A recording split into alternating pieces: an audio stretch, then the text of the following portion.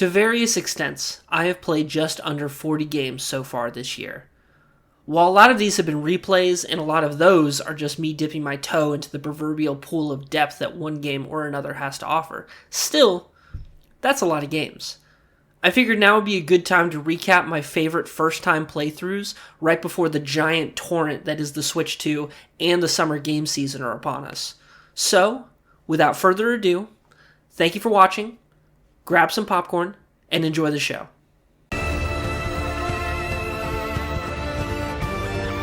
Bellatro is what happens when someone finally has the balls to make a good video game. Seriously, I barely understood how good this game was last year when I first played it, and it's still ranked as number 7 on my Game of the Year list. Now, 40 additional hours later, I finally get it. The best part of a roguelike, the part that keeps me coming back to this genre, is that idea of all the possibilities and all the combinations. It's like if Robin Williams' Genie was Bellatro and you are Aladdin, where the more you play the game, the more it illuminates the possibilities of what its systems are capable of. Please play Bellatro. You will not regret it.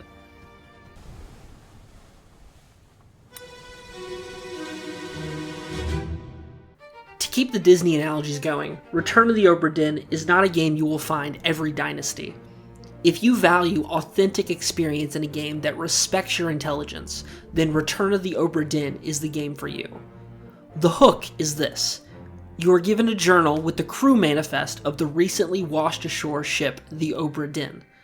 The ship originally had 60 passengers, but this ship carries no living soul on it when it washed ashore. With your journal, and with a compass that lets you travel back in time to the point where someone died, you are tasked with piecing together what happened to this ship and its crew, who each person was, how they died, and who killed them. If you're not yet convinced to give this game a shot, then honestly you might be beyond help at this point, because I can't imagine hearing that and not being intrigued. Bullying aside though, an incredible puzzle to unlock and sink your teeth into, with reveals of information being paced out at the perfect interval to where you always feel like you're this close to solving the mystery. It's not a long game by any measure, so please give it a shot.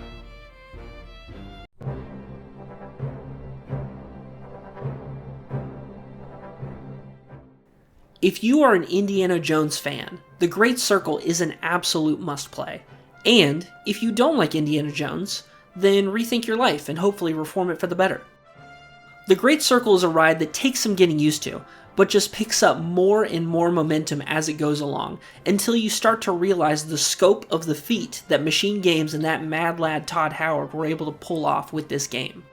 The way that the Indiana Jones experience was translated and gamified without making it feel gimmicky or like a discount Indiana Jones at any moment is frankly an insane achievement. This game hit every beat that it needed to, and it left me with a strong desire to replay it with my dad so he could finally see what a good Indiana Jones product released in the 2020s feels like. Am I right or am I right, people that like good movies? Please play this game. Blueprints is a schizophrenic's dream game, because it's a game where every little detail seemingly hides a secret coded message for a puzzle that you haven't discovered yet, but you should probably frantically write down the word dog tags in big bold letters and blue ink in your journal just in case.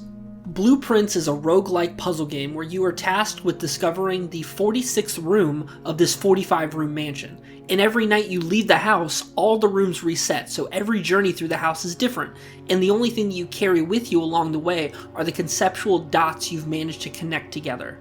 This game manages to combine authentic discovery with the unique conceit of the roguelike genre, where every run of the game brings with it new challenges and new possibilities.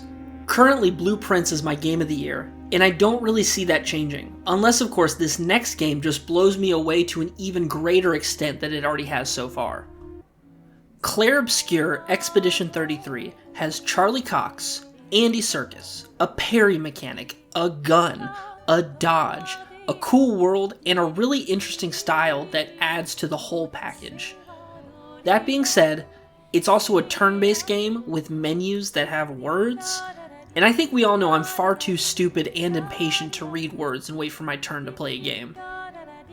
There really isn't much more I could say that adds to an interesting conversation because I haven't played enough of it to say anymore, but I also can't play anymore until I'm done with this video, so you're beginning to see my dilemma here. Thank you so much for watching. Please comment below on this web zone if you think that the Switch 2 costs not enough amount of money. I'm glad I'm back in the swing of making videos. I hope to make more. Okay, bye.